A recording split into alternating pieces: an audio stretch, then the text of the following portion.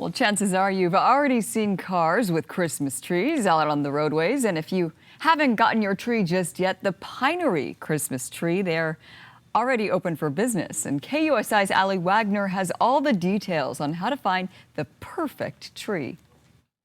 For so many Americans, the Christmas season doesn't really begin until they put up their tree.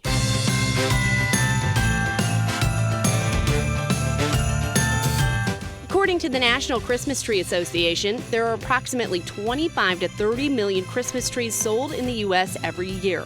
The Pinery here in San Diego brings in around 40,000 plus.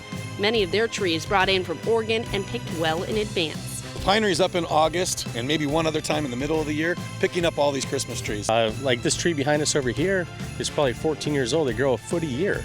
When they're cultured and they stun the growth, so they fill out. So all these trees are grown to be Christmas trees. They're in a row, and for every one they cut, they put at least one more in the ground. They're tagged by the grower, and after that, they go in, they cut them, and then they fly them out to a landing via helicopter, bale them all up, tag them, and then in the trucks they come and down to San Diego. And as you can see, every single one needs to be unloaded by hand.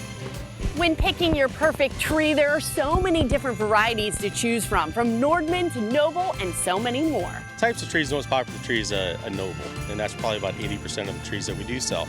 We also have Douglas fir, Grand fir, Fraser fir, and Nordman. So there's quite a selection out there.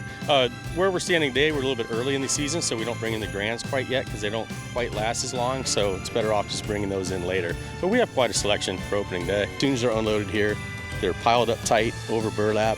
Water them down every night. We have 2 water buffaloes, just pound them every night. And then of course, when we stand them, we fresh cut them, put them in a bowl with water in it, and everything we can possibly do to keep the trees fresh as long as we can. As far as making your own tree last at home? Keep it away from heater vents, keep it away from fireplaces. Make sure you give it a fresh cut before it goes up on your house. Definitely make sure your bowl is always full of water. People don't understand that these things will drink 5-6 quarts of water in a day, especially when they go inside your house. So you always have to keep checking that bowl. And honestly, if it runs dry, you kind of need to recut it again. Otherwise, it just won't suck it up because the bud will seal up. When it's at your house, just enjoy it and have it up for 3-4 weeks and wait for the next one to come down the road next year. From Del Mar, I'm Allie Wagner, KUSI News.